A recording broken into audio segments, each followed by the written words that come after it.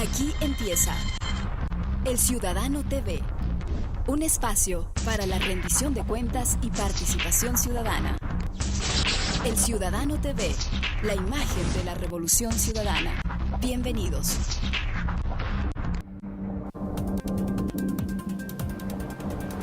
Buenos días amigos, nuevamente con ustedes en esta cita semanal del Ciudadano TV, con toda la información y los temas que usted necesita saber.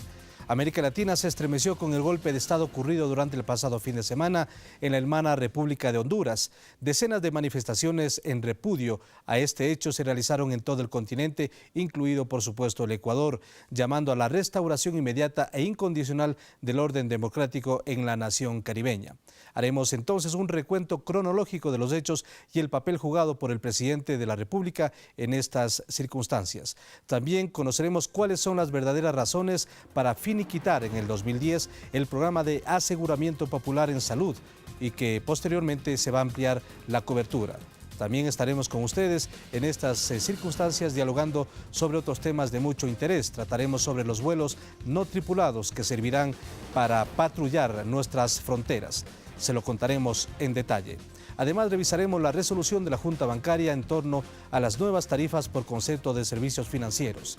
De inmediato entonces les damos la bienvenida y damos el paso a Paula y Silvia con la información aquí en El Ciudadano TV.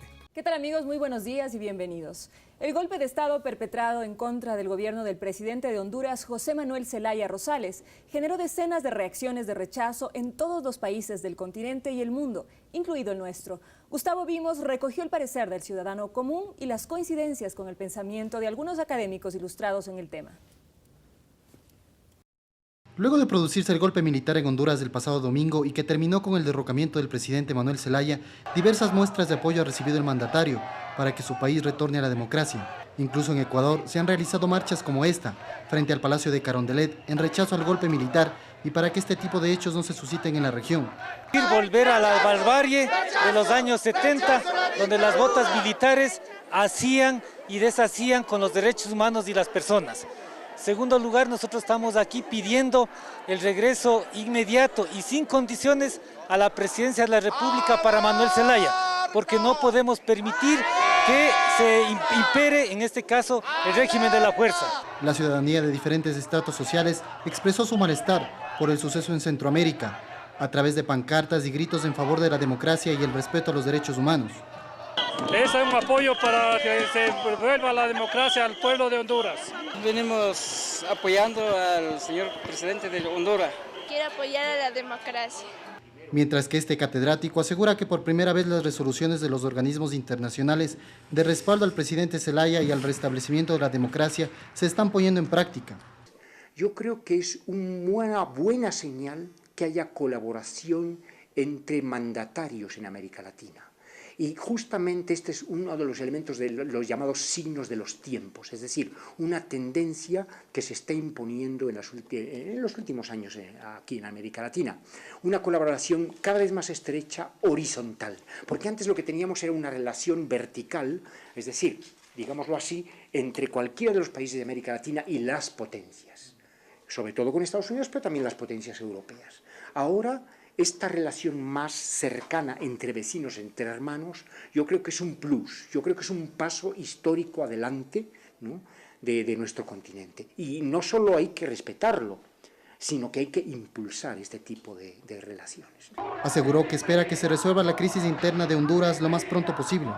En cambio, este analista político aseguró que el golpe militar significa un retroceso a la tendencia democrática que existe en la región. Sí, la verdad que a mí me ha sorprendido la rapidez con la que han reaccionado estos organismos. Y lo explico porque también recordemos que se trata de un golpe militar y en Latinoamérica desde la década del 70 estos golpes militares estaban borrados, digamos, del quehacer político de las naciones.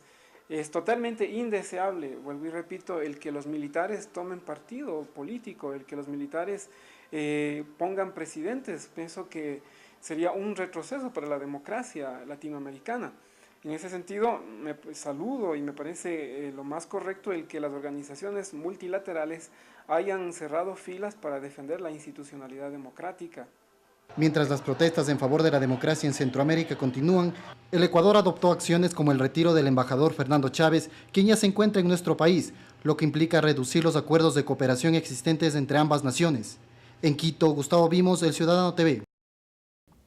Honduras vive uno de los momentos más difíciles de su historia, razón más que suficiente para que los países latinoamericanos demuestren su solidaridad y apoyen en la pronta restauración de la democracia. Ecuador, a través de la Alianza Bolivariana para los Pueblos de Nuestra América, ha jugado un rol protagónico en este aspecto.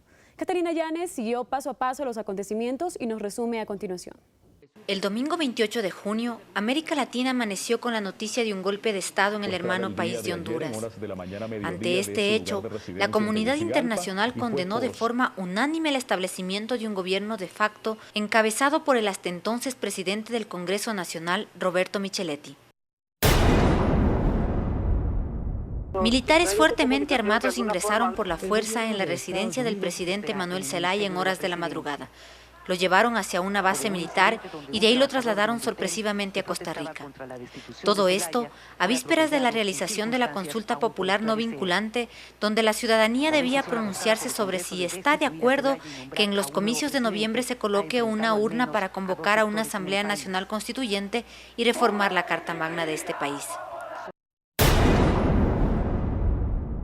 En una rueda de prensa, Manuel Zelaya, junto al presidente Tico Oscar Arias, hizo un llamado a sus homólogos latinoamericanos para que rechacen el golpe de Estado reñido con las leyes de su país. El presidente de la República, Rafael Correa, repudió enérgicamente la actuación de la cúpula de las Fuerzas Armadas y los grupos fácticos de poder que actuaron contra el gobierno del mandatario hondureño y partió de inmediato a Managua, Nicaragua, a la reunión emergente de la Alianza Bolivariana para los Pueblos de Nuestra América, ALBA. Esa cúpula traidora a su propio pueblo, esa cúpula de las Fuerzas Armadas, no le encontrábamos explicación. La única conclusión a la que podemos llegar, insisto, es que es un acto de desesperación. Y como todo acto de desesperación, no tiene salida. Creo que están sepultándose, gracias a Dios ellos mismos, para bien de Honduras, para orgullo tuyo, mi querido José Manuel, porque yo creo que vas a pasar a la historia como el presidente que quebró por fin esos poderes fácticos que tanto tiempo han dominado Honduras, como dominaron el resto de América Latina y están siendo quebrados también en el resto de América Latina. Los países miembros del ALBA, del Sistema de Integración de Centroamérica SICA y del Grupo de Río retiraron a sus embajadores acreditados en Tegucigalpa como señal de protesta, hasta que se restituya en la presidencia de Honduras a Zelaya. Asimismo, la Unión Europea, la ONU y la OEA repudiaron los acontecimientos que se suscitaban en esa nación. Mientras tanto, en Honduras, movimientos sociales y simpatizantes del presidente depuesto protestaban ante el golpe de Estado, la militarización, el toque de queda, la eliminación de toda garantía constitucional y el cierre de fronteras para los hondureños. Hasta ese instante, en el ámbito informativo, todos los acontecimientos se presentaban únicamente a través de la señal de la cadena venezolana Telesur, tras la censura de los medios locales de comunicación. La OEA aprobó una resolución de 7 puntos que condenaba enérgicamente el golpe de Estado y pedía el retorno de Zelaya a sus funciones constitucionales en un plazo de 72 horas. Caso contrario, se retiraría a Honduras de esta organización. José Miguel Insulza, secretario de la OEA, afirma que el objetivo de esta organización es demostrar claramente que golpes militares no van a ser aceptados. Hay que sancionar muy duramente contra eso y la comunidad internacional lo está haciendo así. De igual manera, el presidente de Estados Unidos, Barack Obama, afirmó: «Sería un terrible precedente si permitiéramos que este golpe de Estado tuviera éxito. América Latina ha registrado enormes progresos y no queremos un retorno a los tiempos oscuros». El retorno de Manuel Zelaya se prevé para este domingo. Sin embargo, el gobierno de facto de Honduras afirma que al presidente depuesto le espera una orden de captura, además de un posible juicio político amparado en la Constitución hondureña que establece como delito grave buscar la reelección presidencial. Asimismo, piden a la comunidad internacional respetar las decisiones soberanas del pueblo de Honduras. Catalina Llanes, El Ciudadano TV. Por otro lado, desde esta semana rige en todo el país la prohibición de portar armas de cualquier tipo, aunque la tenencia de las mismas pasará a ser regulada por la Policía Nacional. Los ministerios de Gobierno y Defensa suscribieron un convenio para recalificar los permisos en un plazo de 6 meses. En adelante, y salvo pocas excepciones, ningún ciudadano podrá portar un arma. Esto como parte de las nuevas políticas de seguridad en vigencia. Pero no cometen ninguna infracción si tienen sus armas en sus domicilios o en sus locales comerciales, porque eso se entiende que es la tenencia de un arma.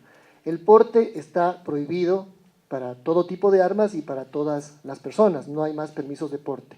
Todo el proceso de transferencia de la competencia presupone el trabajo conjunto de Policía y Fuerzas Armadas, e igualmente las dos instituciones colaborarán muy estrechamente para efectos ya del registro de las armas.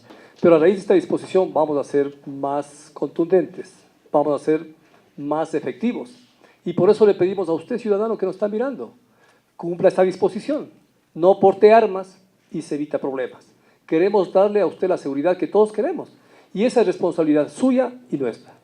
El presidente de la República, Rafael Correa, inauguró el primer centro de recreación popular, ubicado en las instalaciones del antiguo complejo deportivo del Banco Central del Ecuador, en Quito. Cristian Caiza nos recuerda que la decisión presidencial permitirá a la población disfrutar de estos espacios, antes vedados a cierta burocracia dorada. Fue un día de fiesta para estas personas que por primera vez y sin restricciones ingresaron a las lujosas instalaciones del complejo recreacional del Banco Central del Ecuador. Lo recreativo que hay aquí para divertirnos de todos, para disfrutar en familia.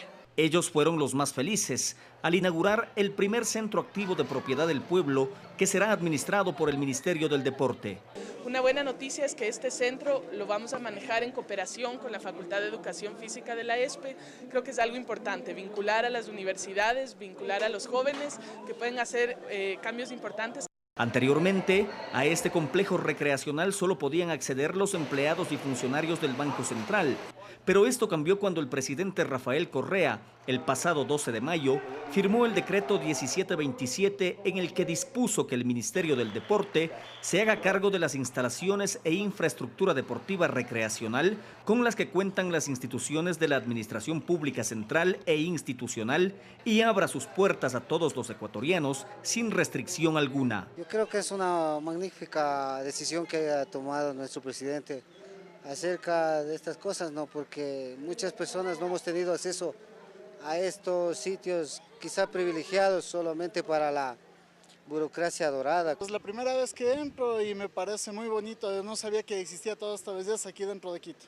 La piscina semiolímpica, las canchas de fútbol, tenis, básquet, squash, el coliseo y demás instalaciones que posee este centro estarán disponibles para el público en general a partir de septiembre.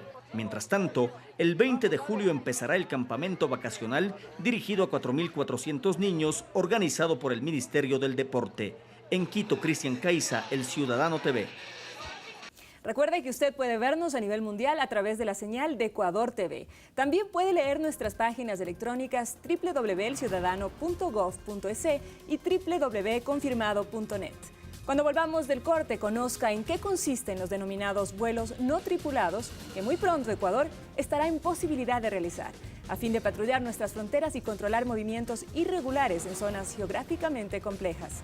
Ya volvemos.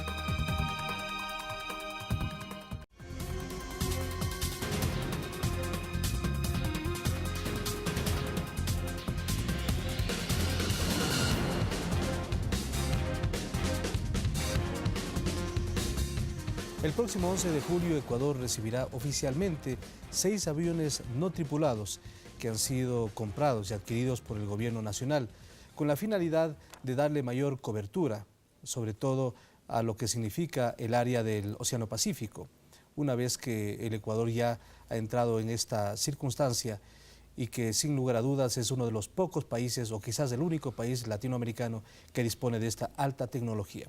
Vamos a dialogar a fondo sobre este tema y para ello hemos invitado al comandante general de la Marina, almirante Alan Molestina. Bienvenido al programa El Ciudadano TV.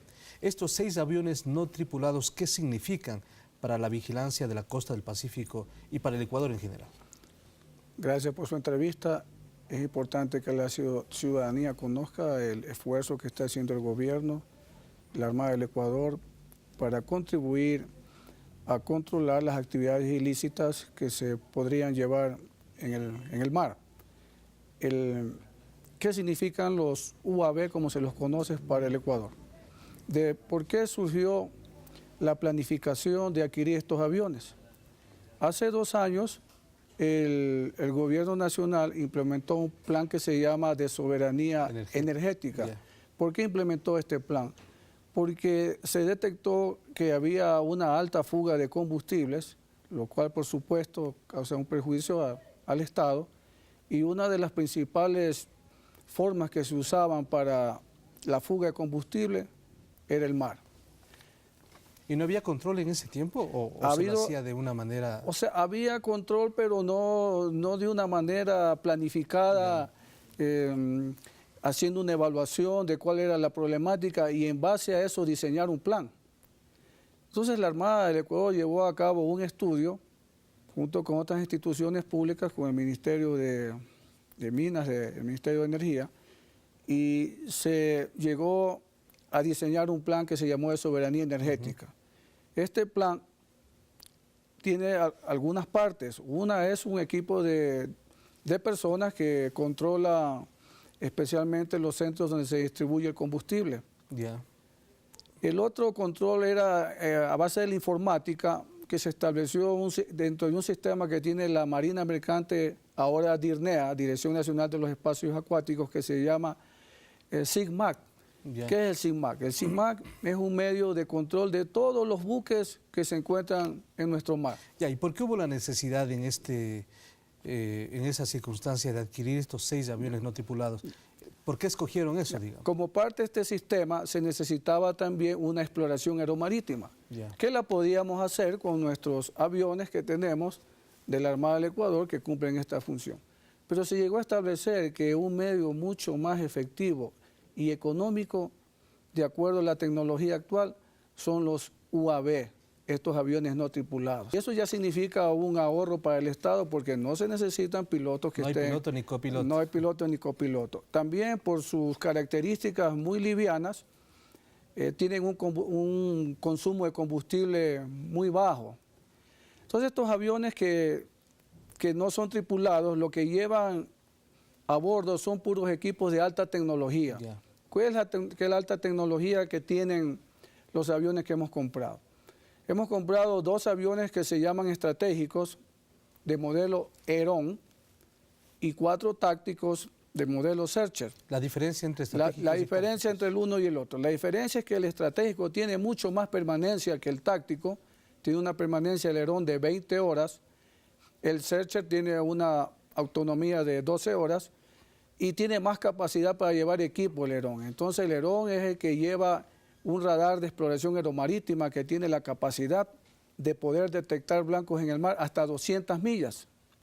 Entonces este avión, su función es de hasta las 120 millas de hacer la exploración. Y los Searcher, como tienen menor autonomía, menor alcance, menos horas de vuelo, hacen una rebusca más cercana. No tienen radar, sino un equipo electro-óptico con lo que ven lo que hay en el mar. Supongamos de que hay un contacto en el mar y vamos a hablar del avión Herón, que tiene su radar de exploración. Y esto me da la oportunidad para explicar cómo es el sistema. Este radar viene y detecta un blanco. Y la tecnología que tiene es que lo que el avión está detectando en el radar o lo está viendo con un equipo electro-óptico. Un electro-óptico es como un binocular que tiene el avión, como un ojo grande que puede hasta 5 o 10 kilómetros poder ver claramente qué buque es y hasta 5 kilómetros le puede inclusive leer el nombre de la embarcación. Entonces todo eso que está detectando el radar en su radar y el y el equipo electrónico vía comunicación es enviado a un centro de control que está en Manta, en la estación aeronaval. Entonces, el hombre que está operando ahí, que tiene una réplica de una pantalla de radar, puede ver que hay un blanco que detectó el radar del avión. Cuando detectó este blanco, tiene algunas opciones para saber de qué blanco se trata, porque puede ser un blanco de un barco que está en una actividad lícita. Y que no necesariamente... Y que no requiere ir a investigar, o puede ser una embarcación que esté en una actividad sospechosa. Yeah. Entonces, en este sistema SIGMAT que yo le hablé anteriormente, está en una base de datos, están todos los barcos, todos los buques que están navegando en nuestro mar. Estas embarcaciones que tienen más de 200 toneladas tienen un chip. Un chip que lo que hace es dar una posición por GPS a este sistema. Entonces él en este sistema, en esta pantalla, él tiene establecidos los contactos que son las embarcaciones que están navegando con todo de acuerdo a la reglamentación legal. Y lo mismo tiene trazado sus rutas, absolutamente todo. El rato que aparece un blanco que no coincide con los que tiene esta base de datos, se convierte en un blanco sospechoso. Y entonces se da la orden para que este searcher se acerque más y lo identifique de una mejor manera con este equipo electro-óptico. El rato que el radar lo captó y le mandó la posición y no coincide con las embarcaciones nuestras que sí tienen el chip y están mostrando su posición, se convierte en un blanco sospechoso y hay que entonces interceptarlo para proceder a investigar por qué razón esta embarcación no reportó su zarpe. La distancia ideal para emplear estos aviones son 120 millas. Entonces él en llegar a 120 millas se demoraría 1 hora 15 minutos. Pero ya en ese transcurso que ya va usando el radar. Es decir, que al llegar a 100 millas, ya él está cubriendo 200 millas más. Hasta 30.000 pies de altura. Hasta 30.000 pies de altura, que es lo más óptimo para que tenga la mayor cobertura el radar. Actualmente están en los vuelos de prueba y de capacitación de nuestro personal y el 11 de julio ya oficialmente asumimos el control total de estas aeronaves. ¿Cuántas personas estarían alrededor de un avión de estos atrás para manejarlo? Sí, alrededor de este avión habrían 5 personas que deben de estar en los shelters, pero el avión tiene que tener mantenimiento y todo, entonces involucra una mayor cantidad de personas. Entonces digamos que Ecuador tiene la más alta tecnología en sistema de radar para detectar unidades o embarcaciones sospechosas en el Pacífico. Sí, al momento así es. Al momento somos el único país después de Estados Unidos, de Norteamérica, de tener este sistema de vigilancia. Conozco ya que hay muchos países interesados en adquirir este sistema y creo que la pauta que ha dado el Ecuador va a ser una motivación para el resto de países. Almirante, 2 cosas más. Y queremos anunciar también a nuestros televidentes que en los próximos programas tendremos varios reportajes especiales sobre lo que ha significado para el Ecuador adquirir estos aviones no tripulados. Pero no queremos terminar este diálogo, almirante, sin dialogar sobre el tema de la base de Manta. Es un hecho que Ecuador recibirá ya esa base de Manta que al momento es administrada por los Estados Unidos y que termina ese convenio. ¿Qué innovaciones tendrá esa base de Manta que es propiedad de Ecuador, pero que por ahora está en manos norteamericanas?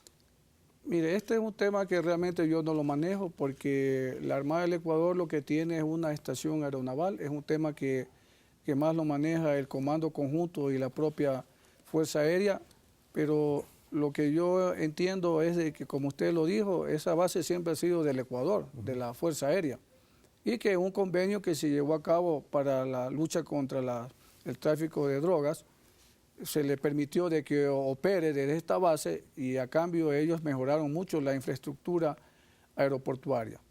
Está por terminar este convenio, yo no conozco exactamente los detalles porque sé que hay un plan de crear un aeropuerto internacional aquí en Manta. Están involucrados varios sectores públicos. Sí, van a estar, yo creo que ahí va a estar involucrado la DAC para este proyecto que existe de este aeropuerto internacional y por supuesto la Fuerza Aérea que tiene su su base de aviones subsónicos. Almirante, muy gentil por estar aquí en El Ciudadano. Muchas gracias, muy amable. Gracias a usted. Vamos a hacer este momento el paso a Paula para continuar con más información aquí en El Ciudadano TV.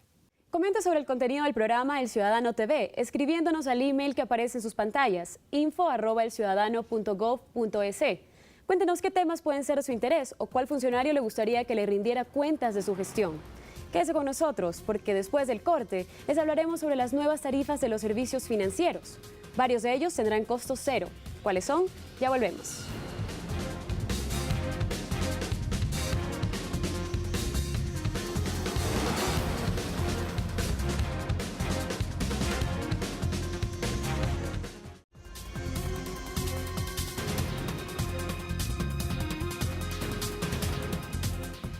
La Junta Bancaria tomó una resolución que a propios y extraños, a la comunidad en general, ha dejado muy satisfecha.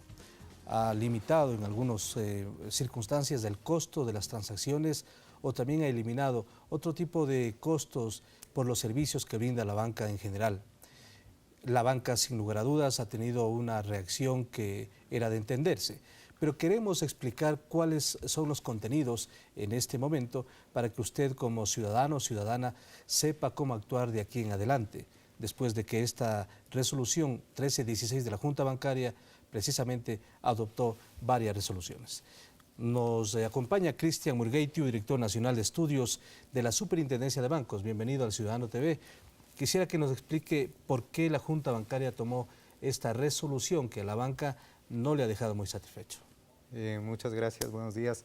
Hay que explicar en primer lugar que esta resolución nace como un cumplimiento al artículo 201 de la Ley General de Instituciones Financieras. Es un mandato legal que establece que la Superintendencia de Bancos, por una parte, fijará techos a las tarifas de los servicios que presta las instituciones financieras y por otra parte también establece que los servicios definidos como básicos, ¿sí?, deben ser gratuitos. Vamos a pasar a revisar esos servicios, pero antes de ello, ustedes al tomar esta resolución, ¿consensuaron, dialogaron, negociaron con la banca? Lo que sí hicimos desde enero de este año es hacer una serie de requerimientos sobre los precios de mercado que ellos efectivamente estaban cobrando, sobre los costos que ellos tenían tras de esos precios, es decir, la información que nosotros obtuvimos para construir esta metodología mediante la cual se establecen los techos de ciertos servicios, recoge efectivamente información de mercado. Entonces, sobre esa base... Pero digamos que no negociaron cuáles son los techos, ni tampoco qué servicios se eliminan. Eso fue una resolución autónoma de la Junta Bancaria. Por supuesto, por supuesto. Vamos a revisar cuáles son los principales cambios que van a tener para que la comunidad esté al tanto de cómo actuar de aquí en adelante. Se han incluido 6 servicios que la Junta Bancaria ha establecido como gratuitos. Y que básicamente es el primero es el costo de reposición de la libreta de ahorros.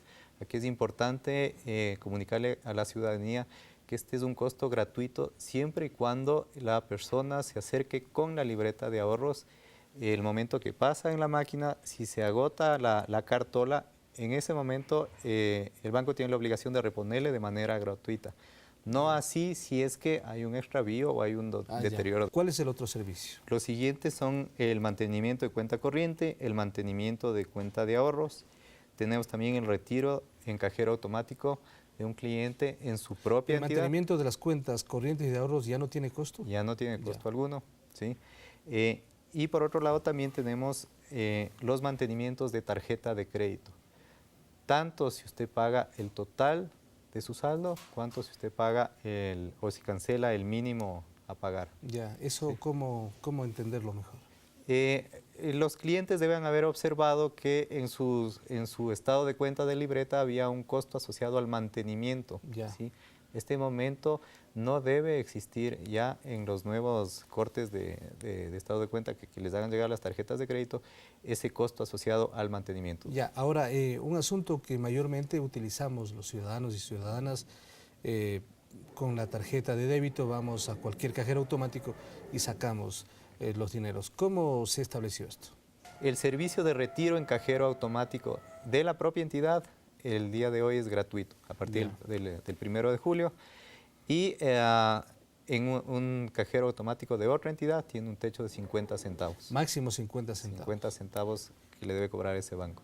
Ya, no importa que sea de otro banco, ese es el precio único que deben cobrarle. Ese es el costo, el techo, digamos, autorizado a ese banco para que le cobre por esa transacción. Ya, ¿qué otro tipo de servicios tienen su techo y se han eliminado?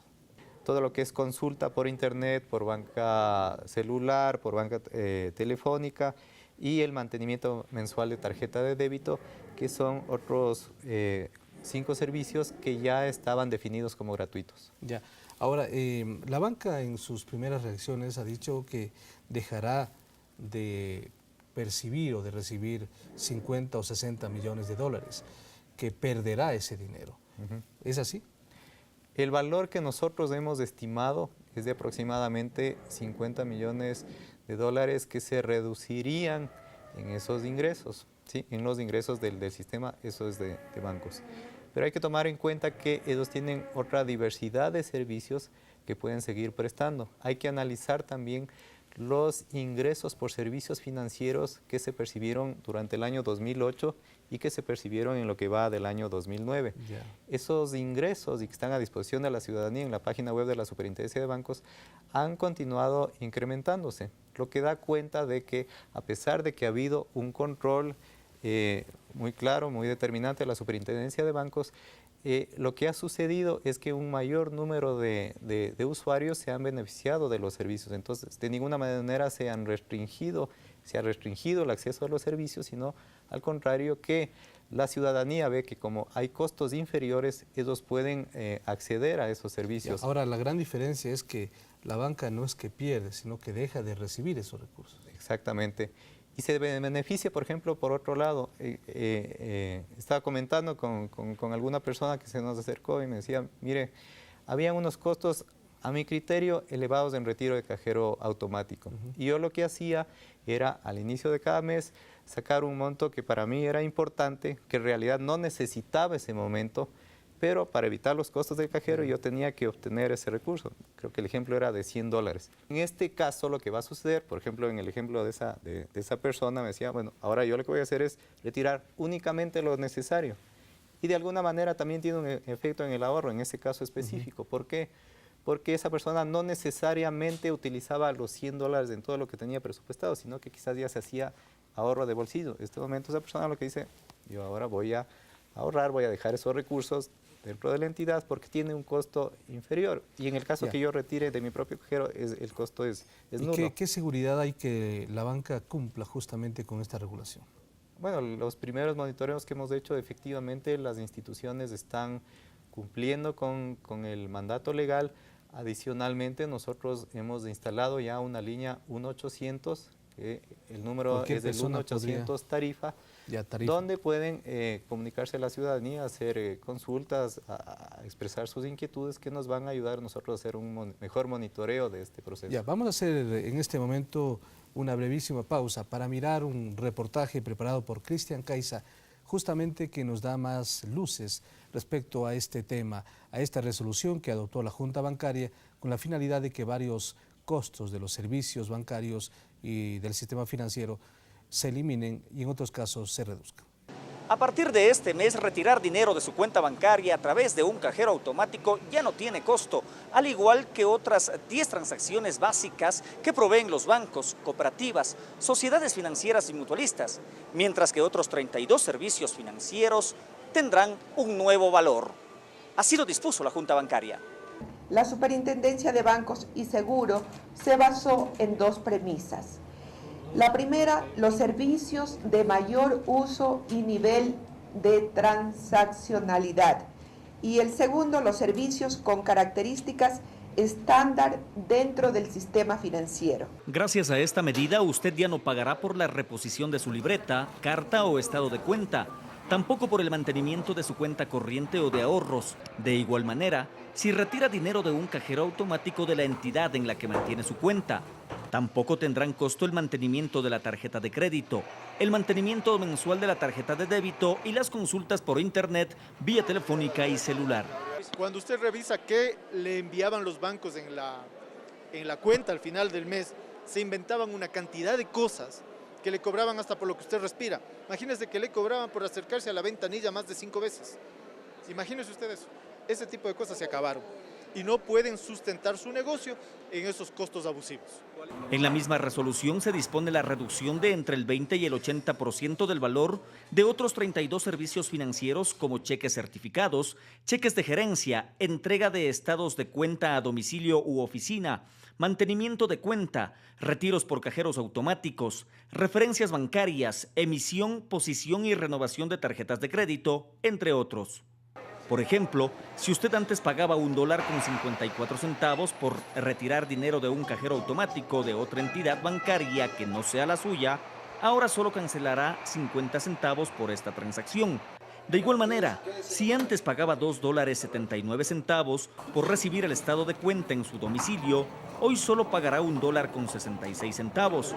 Y si lo recibe en su oficina y pagaba $3.41, ahora cancelará apenas 30 centavos. Gracias a eso se puede hacer las transacciones sin ningún descuento, porque anteriormente los cajeros nos debían unos 25 centavos por cuando uno se quería sacar dinero. Pero ahora con este descuento que hace el gobierno está muy bien.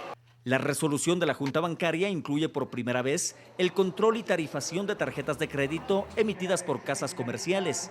Las nuevas tarifas para servicios financieros regirán hasta el 30 de septiembre. La Superintendencia de Bancos podrá sancionar a las entidades que no acaten la resolución. En Quito, Cristian Caiza, El Ciudadano TV. Vamos también a adoptar y a topar, más bien dicho, otro tema que es importante. Recuerde usted que muchas almacenes comerciales emiten tarjetas de crédito. No necesariamente, señor Murgueitiu, estas tarjetas o estas almacenes tenían un control directo de la Superintendencia de Bancos. Me parece que hoy ya va a haber un cambio en ese sentido porque en algunos casos ha habido excesos en los costos justamente y en el cobro por este servicio que brindan este tipo de almacenes a nivel general. Sí, es importante mencionar que la competencia regulatoria de control de esas tarjetas de uso restringido o de casas comerciales es de la Superintendencia de Compañías.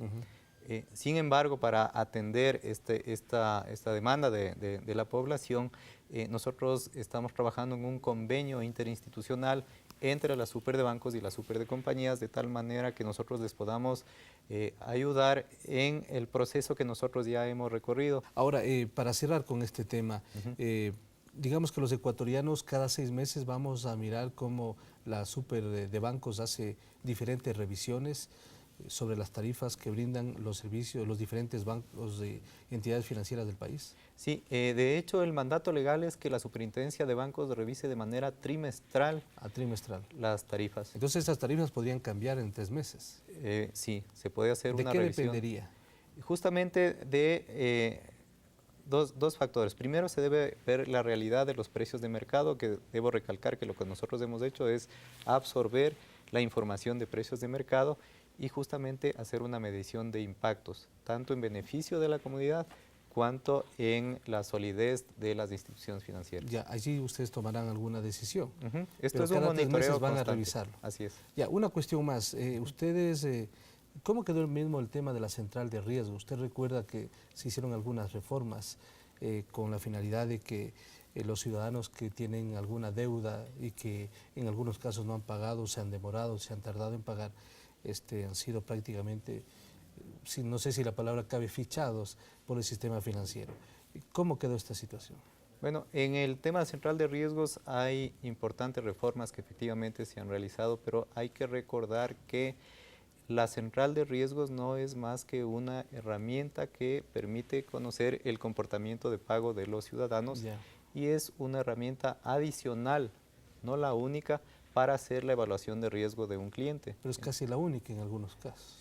No necesariamente. Ahora se están desarrollando ya modelos de scoring que se denominan por los burós de información crediticia que toman en cuenta muchísimas variables que no necesariamente implican la toma de decisiones en función del historial de pago. Ahí intervienen otras variables, son modelos bastante complejos, pero que nosotros también estamos regulando. Ya. Muy gentil por su presencia aquí en El Ciudadano. Muy amable a Cristian Murgeitiu, que nos acompañó aquí en El Ciudadano TV. Enseguida, con el paso con Paula, continuamos con más información aquí en Esta Mañana. Y a propósito de la realización del 7º Festival de Cine Latinoamericano, Cero Latitud, a realizarse simultáneamente en las ciudades de Quito, Guayaquil, Cuenca, Guaranda y Manta, el impulso dado por el Gobierno Nacional a la producción nacional ha permitido un sustancial incremento de la producción cinematográfica independiente. Cristian Caiza escudriña el trabajo de productores, realizadores y artistas de la industria nacional del celuloide, los estrenos y las nuevas producciones que se están realizando. Hablar de cine ecuatoriano hasta hace poco era casi una utopía debido al escaso desarrollo de esta industria. Ahora, gracias a la gestión del Consejo Nacional de Cinematografía y del apoyo económico del Gobierno Nacional, la producción audiovisual nacional independiente se ha incrementado. Es el deber del Estado hacer que sus documentalistas y cineastas crezcan, maduren proyectos y salgan al mundo a mostrar qué pasa aquí, qué pasa en esta isla. Este año, el Ministerio de Cultura y el Consejo Nacional de Cinematografía entregarán un total de $549,000 a 32 proyectos que resulten favorecidos en la convocatoria 2009 que se cerró el pasado 8 de junio y que recibió 220 proyectos de cineastas y realizadores nacionales. Los ganadores se conocerán en septiembre de este año. Hasta el momento, en las dos convocatorias anteriores hemos apoyado a 70 proyectos, ¿no?, invirtiendo directamente $1.4 millones, ¿no?, y gestionando internacionalmente más de $1.600.000, con lo cual suma en 2 años de gestión más de $3 millones. En un hecho trascendental ocurrido este año, Ecuador estuvo por primera vez presente de manera oficial en el mercado de cine del prestigioso Festival de Cannes en Francia, por intermedio del Consejo Nacional de Cinematografía. El objetivo fue establecer alianzas estratégicas y conseguir futuros espacios de difusión para los proyectos cinematográficos ecuatorianos. Con representantes de un laboratorio de desarrollo de proyectos denominado Binger Film Lab, ¿no?, ellos están muy interesados en organizar una comisión del laboratorio que visite el Ecuador para iniciar un proceso de desarrollo de proyectos. La intensa actividad del cine nacional en los últimos años dio como resultado que películas como ¿Qué tan lejos? Otras 2 cervecitas, doña, que esto como que se alarga. Cuando me toque a mí, Ratas, ratones y rateros. Tengo la solución a la profunda crisis económica y financiera por la que atravesamos. Impulso.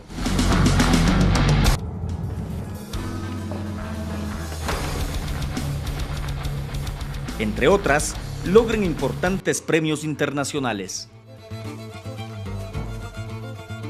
Yo siento que el cine un poco está creciendo, se está desarrollando junto con todos los cineastas ecuatorianos. O sea, no llegó nadie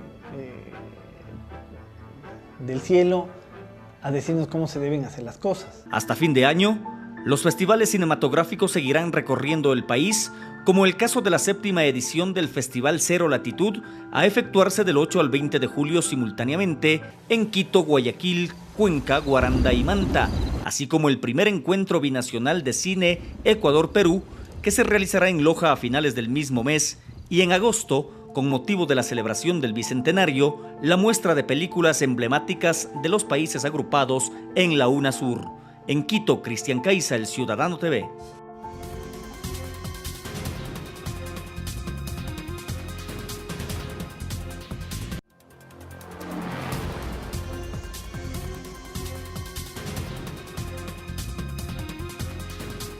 El Gobierno Nacional, a través del Ministerio de Salud, decidió que el plan de aseguramiento popular en salud que brinda a la ciudad de Guayaquil se extenderá únicamente hasta el mes de enero del año 2010. Las razones por las cuales el gobierno ha tomado esta decisión las vamos a conocer de inmediato con el doctor Marcelo Aguilar, subsecretario de Protección Social del Ministerio de Salud Pública. Bienvenido al Ciudadano. ¿Por qué el gobierno o el Ministerio de Salud en este caso tomó esta decisión de terminar en enero del 2010 este servicio, este aseguramiento para cierto sector de la ciudad de Guayaquil? Bueno, en este momento el Ministerio de Salud está haciendo un reordenamiento de sus formas de gestión en todo el país. Primero quiero decir que esto no es una cuestión exclusivamente para Guayaquil. el modelo como estaba funcionando el país era tremendamente fragmentado y habían iniciativas dispersas, diversas en cada ciudad. No había una unificación. No había una unificación. Entonces, en el caso de Guayaquil funcionaba el PAP, en Quito funcionaba el proyecto Salud de Altura, en Cuenca funcionaba otro proyecto de aseguramiento. Entonces van a terminar con todo este tipo de planes. Entonces lo que estamos haciendo es un reordenamiento de la forma de gestión, un ordenamiento de las finanzas del Ministerio de Salud, encaminados a trabajar el modelo integral de salud que trabaja el Ministerio de Salud. Es importante, doctor Aguilar, conocer algunos componentes de este convenio justamente, y uno de ellos es que el ciudadano en Guayaquil va y paga $1 por la consulta y por los servicios que brinda este centro de salud. Pero ¿qué significa ese dólar para el gobierno? Bueno, en realidad los fondos con los que opera el PAP son todos de orden fiscal. Son aproximadamente 9.600.000 dólares, de los cuales 78 aporta el Ministerio de Salud como presupuesto directo. 17% provienen del bono solidario a través del Ministerio de Inclusión Económica y Social y 5% aporta el municipio. Todos son fondos fiscales. Entonces, de los $10, ¿o cuánto cuesta realmente? ¿Cuánto debería costar el servicio? Bueno, en realidad lo que tenemos es un fondo de 9.600.000 de fondos fiscales, de fondos del Estado. El municipio solamente aporta el 5%. El 5%. Entonces, esto va a una fundación privada. Esta fundación contrata a su vez un prestador de servicios que subcontrata nuevamente a clínicas y a consultorios particulares. Lo que nosotros queremos ordenar es el modelo de gestión. Primero, este seguro en Guayaquil fue orientado principalmente a las enfermedades, a cubrir algunas de las enfermedades. Es comprensible que años atrás la deficiencia de servicios de salud impulsó a esto. Es decir, esto se firmó en el 2003, cuando el Ministerio de Salud Pública no necesariamente estaba preparado como en las actuales circunstancias en que ha abierto más subcentros de salud y la inversión estatal ha sido mucho mayor. Ciertamente, en ese momento las deficiencias de salud eran muy grandes y es comprensible que se haya buscado una alternativa en ese momento. Y este es un seguro que se orientó principalmente a atender algunas de las enfermedades. ¿Cuáles son las razones por las que queremos reordenar? La primera cosa que nosotros decimos es que este reordenamiento no significa que le vamos a quitar el servicio que tiene la gente. La gente que recibe el bono es la gente más pobre del país y es una primera prioridad para el gobierno nacional. Ellos van a seguir recibiendo estos servicios. Ellos van a recibir las prestaciones. ¿Qué pasa con esas 400.000 personas que actualmente son beneficiadas directamente de este plan de aseguramiento en salud en Guayaquil? En este momento lo que estamos haciendo es un análisis a profundidad para saber cómo funciona el PAP, cuál es la cobertura que el ministerio puede dar y cómo complementar esa prestación de servicios que estamos dando. ¿Qué pasa con esos 200, 300 trabajadores que justamente laboran en todo este proyecto? Mire, la gente que está incluida en el PAP ciertamente va a tener un espacio de trabajo directamente con prestadores del Ministerio de Salud o inclusive del Ministerio de Salud. Salud se hace con gente, necesitamos gente, entonces lo que buscamos es armonizar las modalidades de atención de salud en el país. Primero, dando una prioridad a las prestaciones preventivas, a la promoción de salud y también a estas atenciones de enfermedad.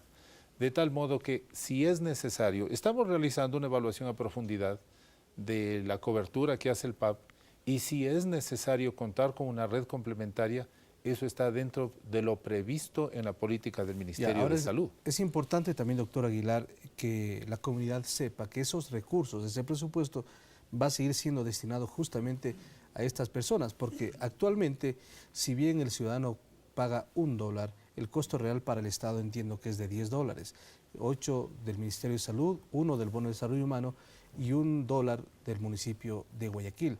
¿Esos recursos a dónde van a ir? Bueno, los recursos que se invierten ahora en el PAP seguirán siendo invertidos en la atención a las personas que hasta ahora han recibido esa atención. No vamos a quitar ese dinero. ¿No van a desviar para otros? No, absolutamente no. Ahora, esto es el municipio de Guayaquil. El alcalde ha dicho que esto es una nueva confrontación del gobierno hacia la autonomía de Guayaquil. No, nosotros descartamos totalmente que haya ninguna intencionalidad en ese sentido. lo que estamos haciendo es un ordenamiento de un modelo de atención integral. La Constitución nos manda a que debemos conformar el Sistema Nacional de Salud. Y la conformación del Sistema Nacional de Salud pasa por conformar una red pública en donde está el Ministerio de Salud, el Seguro Social, las Fuerzas Armadas, la Policía, otros prestadores, y una red complementaria con la que ya trabajamos, en donde los prestadores privados, como la Junta de Beneficencia, otros organismos, inclusive clínicas y hospitales privados, participan de esa red. La Junta de Beneficencia también ha mostrado hasta cierto punto su desagrado por esta decisión. Bueno, yo creo que Guayaquil ha tenido una sensibilidad muy grande con el tema, pero nosotros queremos explicar primero que el Estado garantiza que las prestaciones que está recibiendo esta población van a continuar dándose, que la inversión va a mantenerse, incluso va a incrementarse en los próximos años, y que en caso que sea necesario vamos a continuar trabajando con prestadores de redes privadas. En este momento ya estamos realizando un análisis para ver cómo está la red de servicios en Guayaquil. Hay que recordar que en los 2 últimos años en Guayaquil se incrementaron 15 nuevos subcentros de salud, que cada uno de esos cubre aproximadamente a 25,000 personas. Entonces lo que vamos a ver es hacer un mapeo de esos servicios. Para ver si son suficientes de eso o incrementar. Para evitar la duplicación de servicios que eventualmente pudiera estar ocurriendo, darle una fuerte prioridad a los temas de prevención y de promoción de salud y complementar eso en función de ese nuevo escenario, de ese nuevo mapa de redes de servicios de salud que existen en Guayaquil. ¿El mecanismo va a seguir siendo el mismo, es decir, que esté vinculado también los diferentes ministerios que brindan el servicio a través del Bono de Desarrollo Humano? Bueno, la coordinación que hace el Gobierno Nacional es a través de los sistemas de protección que tienen todos los organismos del Estado y se trabaja de forma coordinada en las distintas acciones de protección social. Entonces, doctor, finalmente, digamos que el gobierno está tomando esta decisión con la finalidad de incrementar el servicio para la comunidad, con la finalidad de que no se queden algunos sectores sin este tipo de servicios, y no es ninguna confrontación política con el municipio de Guayaquil. No es ninguna confrontación política, es un reordenamiento de los servicios a la luz de del nuevo escenario que tenemos, en donde intentamos conformar una red pública, una red complementaria con prestadores privados, e inclusive estamos invitando a los organismos y a los gobiernos locales como el municipio para que la red municipal, como en el caso de Quito, de Guayaquil, no ha acudido a esas reuniones. Estamos invitando a que se incorporen las redes municipales dentro de las redes públicas en una lógica de protección de salud más amplia y de un modelo de atención integral en donde se principalice lo preventivo a lo curativo, sin descartar que las acciones curativas van a continuar. Muy gentil el doctor Aguilar por su presencia aquí en El Ciudadano. Enseguida damos paso a Silvia con más información aquí en El Ciudadano TV. Vamos a nuestro último corte para luego revisar qué nos dicen ustedes. Esto es El Ciudadano TV.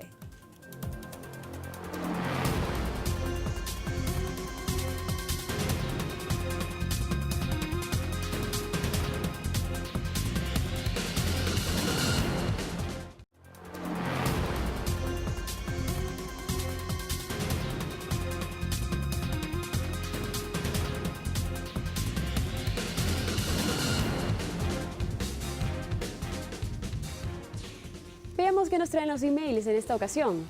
Juanita Valle solicita que por favor se investigue por qué las viviendas de la Policía Nacional, ubicadas en los bloques de la avenida 25 de Julio en Guayaquil, no han sido devueltas a los policías que allí habitaban. La remodelación concluyó en marzo, pero ya pasaron 4 meses y las viviendas siguen desocupadas y deteriorándose. Por favor, pongan un alto a esa burocracia que causa incomodidad en las familias de los policías y deteriora un bien público. Darwin Pantoja sugiere que una de las estrategias que debe impulsar el gobierno es el incremento del número de ejemplares del periódico gratuito El Ciudadano, a fin de masificar su lectura, mantener informado directamente a la ciudadanía sobre las acciones que impulsa el Estado y así romper la dependencia con los medios privados. Jorge Mantilla censura la falta de experiencia de algunos profesores universitarios y aspira a que en algún momento la educación de tercer nivel también sea evaluada por el Ministerio de Educación, pues existen profesores que no tienen experiencia en la docencia e ingresan a dictar clases por amistad o parentesco, más que por capacidad. Ojalá que en la nueva ley se prohíba esto. Gracias amigos por acompañarnos en esta cita semanal de información y análisis. Para comunicarse con nosotros, escriba al email info@elciudadano.gov.es o llámenos al teléfono 02-2584-000 extensión 333. También está a disposición el portal de noticias www.elciudadano.gov.es. Retornaremos en 7 días con toda la información que usted debe saber. Hasta entonces. Un abrazo y siga con la programación de Ecuador TV.